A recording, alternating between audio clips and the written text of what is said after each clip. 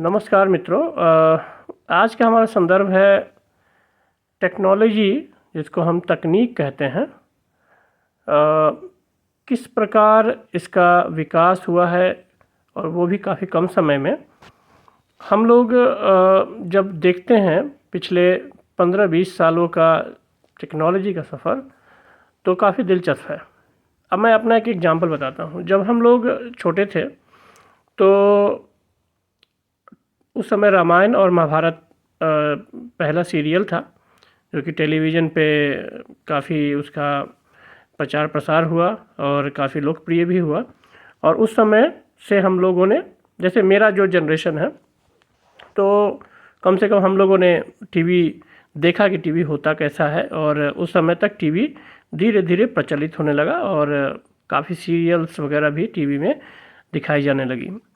और फिर एक दौर आया, आप उसको कह सकते हैं कि ये दौर था 90 से 95 का जो दौर था। ये डीडी जो चैनल है, दूरदर्शन का चैनल है, तो उस पे ये सारी चीज़ें दिखाई जाती थी। तो धीरे धीरे धारावाहिक, धीरे धीरे अन्य प्रकार के जो धार्मिक धारावाहिक और जो आप कह सकते हो सामाजिक धारावाहिक आने लगी। देश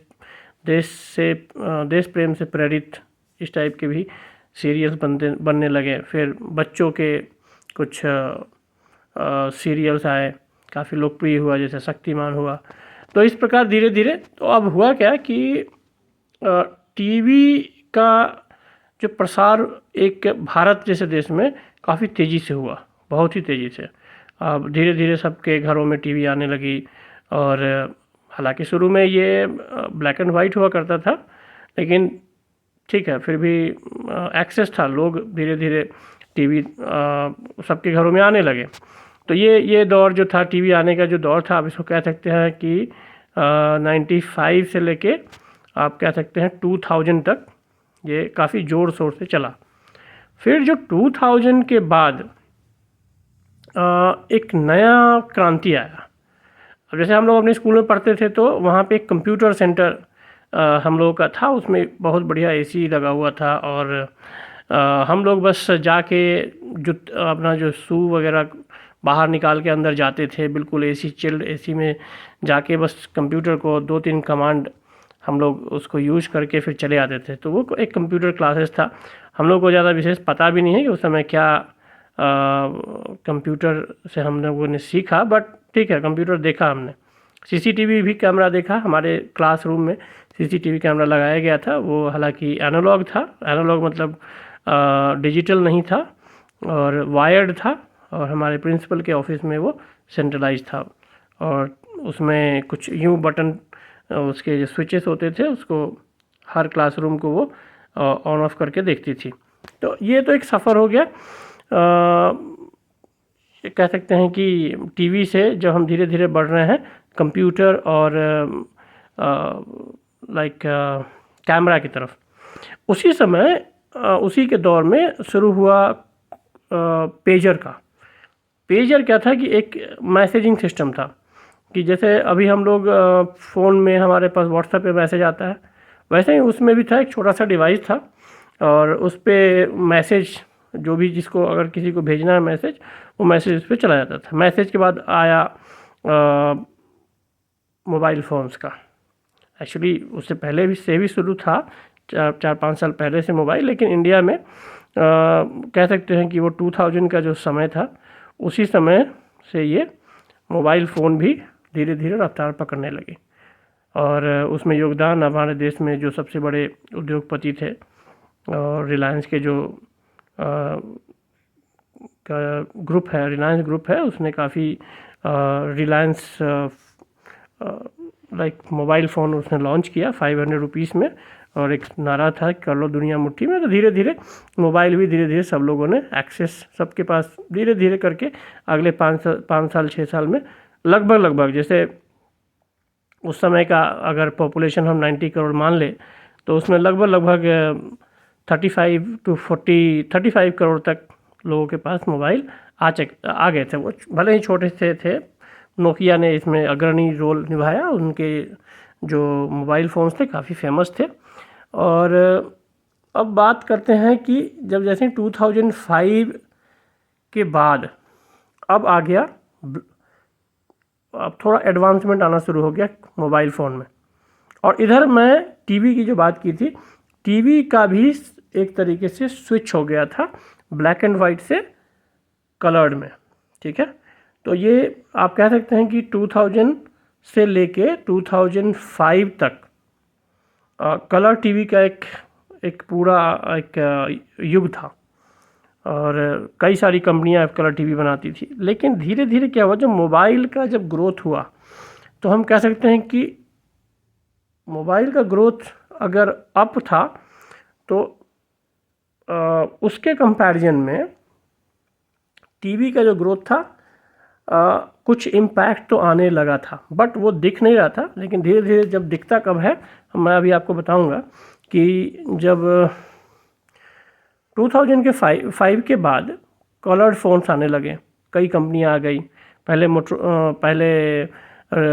नोकिया का एक आधिपत्य हुआ करता था, उसके बाद मोटरोला आई, फिर उसके बाद सैमसंग आई, फिर ब्लैकबेरीज आने लगे। तो एक तरीके से क्या हुआ, सब जितनी भी कंपनियां थी मार्केट को सेगमेंटाइज कर दिया, मतलब बांट दिया कि मैं इस इनकम ग्रुप के इस मोबाइल फ़ोन, जो मान लो अगर किसी का ख़रीदने का कैपेसिटी है 5000 तक का, तो उसका एक अलग ग्रुप बन गया मोबाइल फ़ोन की कंपनी का। 5 to 10,000 वाले का अलग बन गया, 2 से 3000 वालों का अलग बन गया, 1 से 2000 वालों का अलग बन गया। तो ये धीरे धीरे एक तरीके से कंपनियों ने अपना अपना एक मार्केट डिवाइड कर दिया। लेकिन 2000 से 2010 तक कलर्ड फ़ोन आए, उसके बाद असली गेम यहाँ शुरू होता है। यहाँ से फिर शुरू होता है स्मार्टफोन, और फिर साथ साथ ये भी चल रहा था 2G 3G। तो अभी तक जो फ़ोन थे 3G तक के थे, ठीक है। उसके बाद 3G तक का अभी शुरू होने वाला था। 2G तक के ये फ़ोन की मैंने आपको अभी कहानी बताई। 2010 से धीरे धीरे स्मार्टफोन में जब परिवर्तित होने लगे फ़ोन, सारी कंपनियां धीरे धीरे अपने आप को अपग्रेड करने लगी। उसमें कुछ कंपनी पीछे हो गए, और कुछ कंपनियों ने काफ़ी अपने आप को रिनोवेट कर लिया, मतलब काफ़ी चेंज कर लिया अपने आप को पूरा। और कुछ जो चेंज के साथ नहीं चले वो ख़त्म भी हो गए, जैसे ब्लैकबेरी। अभी जो जैसे आईफोन है, वैसे कभी उनका स्थान हुआ करता था। धीरे धीरे बड़ी बड़ी कंपनियां आने लगी स्मार्टफोन्स के। और स्मार्टफोन्स में क्या था, पहले कैपेसिटिव, जैसे पहले जो स्क्रीन हम देखते हैं ना, वो स्क्रीन इस टाइप के स्क्रीन नहीं थे। वो मतलब स्क्रीन ऐसे ही थे, बट उनका अभी MOLED टच स्क्रीन्स होते हैं। उस समय के जो टच स्क्रीन्स थे वो कैपेसिटिव हुआ करते थे, ठीक है। और परफॉर्मेंस वाइज भी उतने अच्छे नहीं थे। लेकिन जैसे ही एंड्रॉयड ने अपना ऑपरेटिंग सिस्टम लॉन्च किया, क्रांति आ गई। और ये क्रांति ऐसी आई कि अभी तक चल रही है, और एंड्रॉयड का काफ़ी वर्जन आ चुका है। और धीरे धीरे धीरे धीरे बहुत सारी कंपनियां आई गईं, और कुछ कंपनियों ने अपने आप को एक तरीके से चेंज के साथ जो चला वो आज कंपनी है, हम लोग देखते भी हैं। उसमें सैमसंग आगे है, आईफोन्स भी आगे है, एप्पल, और भी कंपनियां हैं बहुत सारी। चाइना की बहुत सारी कंपनियां हैं जो अभी मार्केट में अच्छा शेयर है उनका। तो हम देखते हैं कि देखिए क्या है कि टेक्नोलॉजी आपको क्या बताती है कि एक तो यूज़र फ्रेंडली है, होना चाहिए।